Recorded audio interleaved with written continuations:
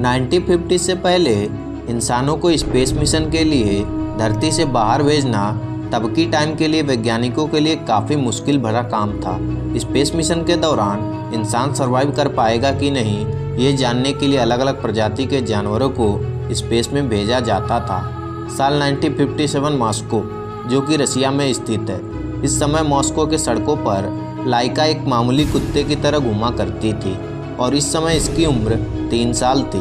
तब उसे क्या मालूम था कि वो हिस्ट्री की पहली फीमेल डॉग होगी जो स्पेस मिशन के लिए जाएगी। इस मिशन को अंजाम देने के लिए रशियन साइंटिस्ट ने जानबूझकर गली के आवारा कुत्ते को चुना, क्योंकि उनमें बाकी घरेलू पालतू डॉग से ज़्यादा एक्सट्रीम कंडीशन में रहने की कैपेबिलिटी होती है, जो कि स्पेस मिशन के लिए एकदम ज़रूरी था। तो इसी बीच स्पेस साइंटिस्ट को लाइका मिली और इसके बाद लाइका को स्पेस मिशन के लिए ट्रेंड किया गया।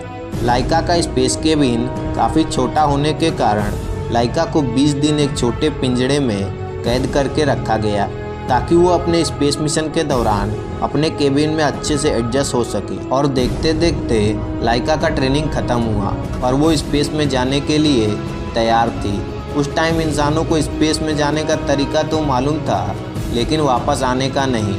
लेकिन बेचारी लाइका को पता ही नहीं था कि वो कुछ ही दिनों में मरने वाली है। तो लाइका को मिशन पे भेजने से पहले वहाँ के एक साइंटिस्ट ने लाइका को अपने घर ले गए और उसको खूब खेलने कूदने का मौका दिया। और अब लाइका को अलविदा कहने का समय आ चुका था। तो फाइनली लाइका के स्पेसक्राफ्ट के केबिन में लाइका को चैन से बांध करके अंदर डाल दिया गया, ताकि वो अपने जगह से मूवमेंट ना कर पाए। और इसी पोजीशन में लाइका को 3 दिन तक धरती पर ही रखा गया, ताकि उसे इस सिचुएशन की आदत लग जाए। लाइका के ज़िंदगी के आखिरी दिन स्पेसक्राफ्ट को आखिरी बार बंद करते समय वहाँ के एक टेक्नीशियन ने लाइका को चूमते हुए उसे आखिरी बार अलविदा कहा, ये जानते हुए कि लाइका कभी भी वापस नहीं आने वाली। इसके बाद लाइका को स्पेसक्राफ्ट में बैठाकर उसे सफलतापूर्वक लॉन्च कर दिया गया और इसके बाद लाइका के साथ स्पेसक्राफ्ट आगे बढ़ने लगा। लेकिन टेक्निकल फॉल्ट के चलते स्पेसक्राफ्ट का एक हिस्सा रॉकेट से अलग नहीं हो पाया और इसी कारण लाइका के केबिन का टेम्परेचर तेज़ी से बढ़ने लगा और लाइका की हार्ट रेट पहले से ज़्यादा बढ़ गई।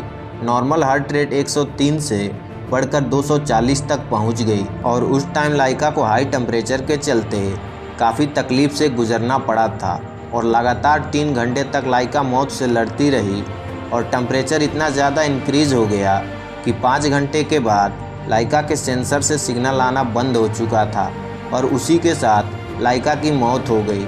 उसकी मौत के बाद उसका स्पेसक्राफ्ट 162 दिनों तक अंतरिक्ष में ऊपर ही घूमता रहा और इसके बाद 14 अप्रैल 1958 में ये स्पेसक्राफ्ट धरती के एटमॉस्फेयर में इंटर करते ही मरी हुई लाइका के साथ जलकर नष्ट हो गया।